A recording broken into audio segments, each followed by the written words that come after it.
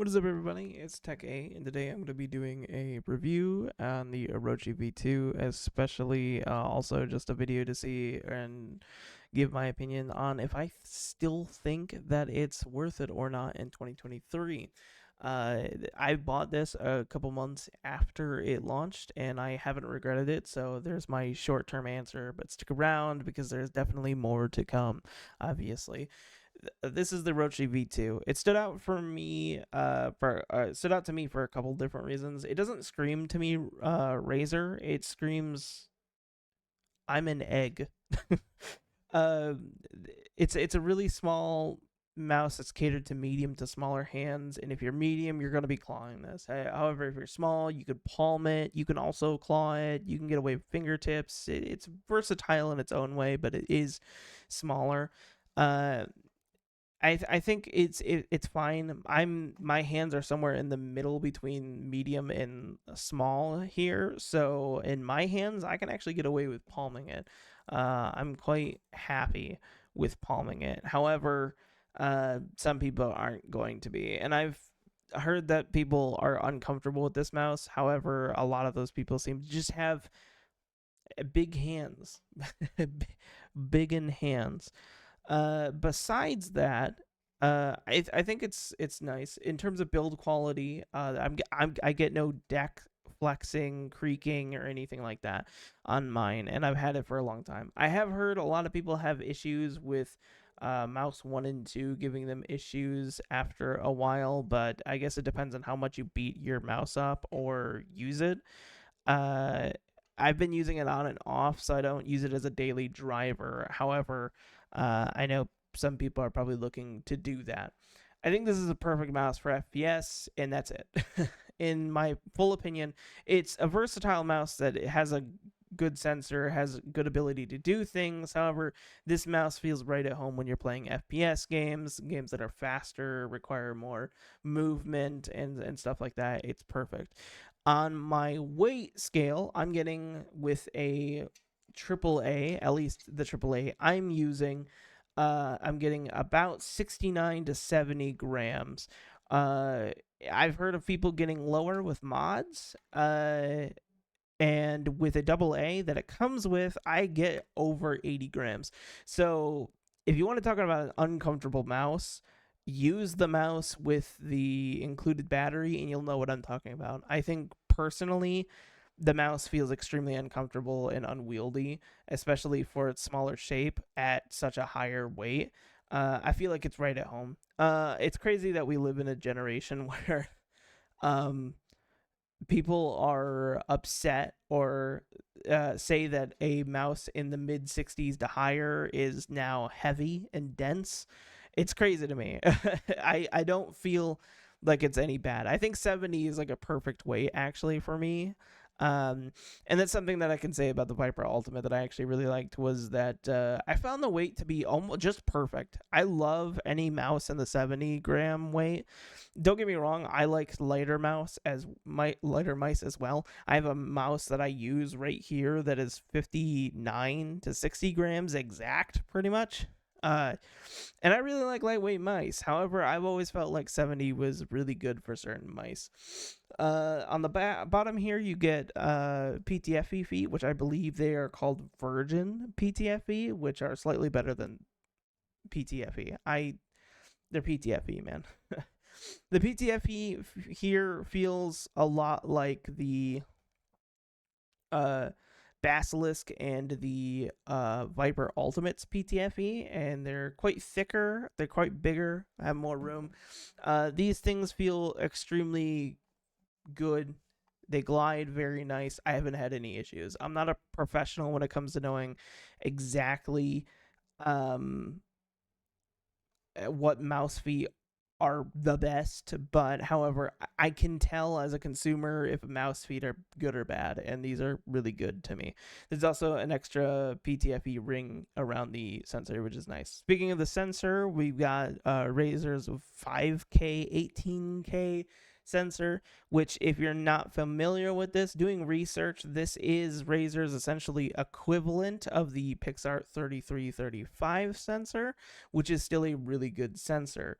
It's in a lot of mice. It's also in a lot of budget mice. However, the Pixart 3335 has a long-standing history of just not being implemented very well. So a lot of mice that it's been in just don't feel right. And that's because they're not implemented well. However, I think Razer did a fantastic job at pretty much making their own version. But if you wanted a short-term version, the sensor it's using is essentially the Pixar 3335, an older sensor, however, a still very reputable and smooth and solid sensor. And I think they did it fantastic. I get no jitters, no lags, no jumps, no anything like that, which is really good. As well as on the bottom here, you're getting your switch. I know it's a little beat up, but welcome to 2 years of usage. um, you're getting 2.4 gigahertz and your Bluetooth mode. That leads us into the battery life. Depending on what you're using, by the way, I should probably take off the shell and show you that you get AA slot and a AAA slot, as well as your dongle port, so you can take this on the go, which is really nice. Depending on what battery you're using, you're getting different battery life. However, battery life is really confusing to me on this mouse.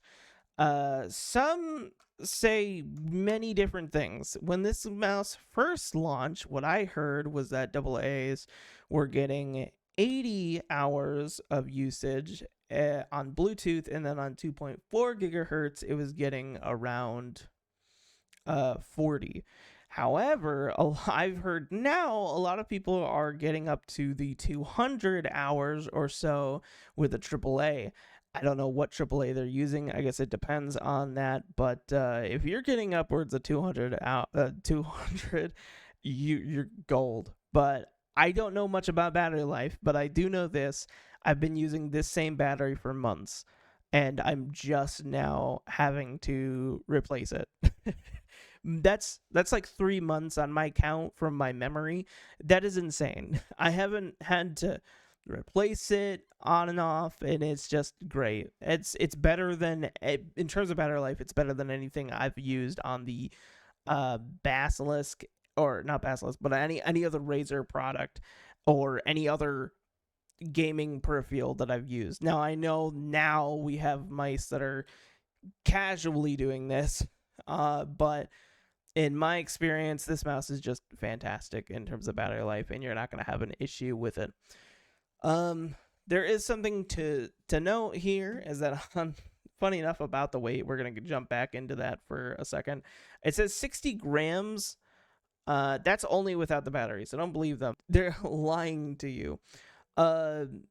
It's only 60 grams without the battery in it and without the dongle in it. And then you start adding the weight with whatever battery it is. So, but I do want to give them credit, though. They say 60 grams on their website, not on the box, but they put an asterisk next to the 60 grams because obviously you're probably not getting that.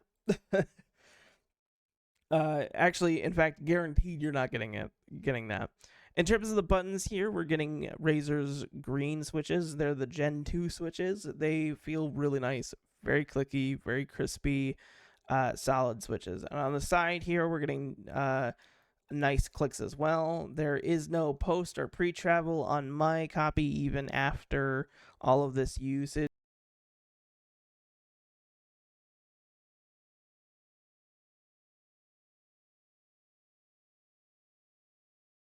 Any DPI button on any mouse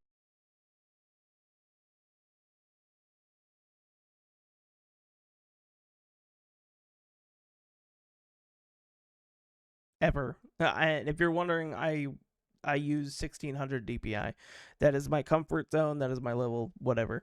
And then we got the mouse wheel. The mouse wheel here is really, really nice. It's very tactile in all the right ways. To me, I always hated the Viper Ultimates scroll wheel. And then when I got a hold of this, it felt like that, but so much better. So much perfect. I find it the right tension and stuff like that. And then beyond that, There's no RGB, obviously. Um, I think it's a good, very flexible and all arounder pretty good mouse. Again, I find it at home with FPS games, fast FPS games, less of anything. If you're going to be wanting a mouse for, let's say, more MMO or RPG, this is not a mouse for you. However, and especially I think if you want an all-around mouse that is really good, this is not for you. It's not saying that it would perform horribly. To me, it's just the shape, the size is just something that unless you have small hands, you're not going to enjoy for MMOs at that or RPGs. At that point, you could get something like the Basilisk, and in my opinion, it's more versatile in that way. However, if you want a good FPS game and something that you could be competitive with, I think the Razer Orochi you can take all the way to the bank, essentially. And that's where it belongs. Now, is it still worth it in 2023? Absolutely.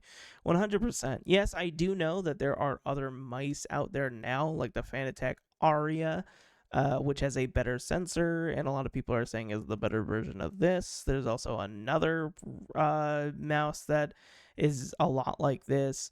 That is out. However, the Orochi has now, in my eyes, and what I've seen, has now lowered itself to about $40 to under $40, and that is extremely hard to argue against. I think that is an amazing price point for this thing, and especially for a mouse that is still 100% worth it in the grand scheme of things and in the grand scheme of time as it goes. But yeah, and if you want to check this mouse out, there will be a link down below. And you can decide whether you want to get it or not. One last thing that I wanted to mention before I go is that I'm doing this whole series where I review all of the mice that I've had over the years. And if you want to stick around, definitely. With that being said, enjoy the gameplay, and I'll get you guys in the next one.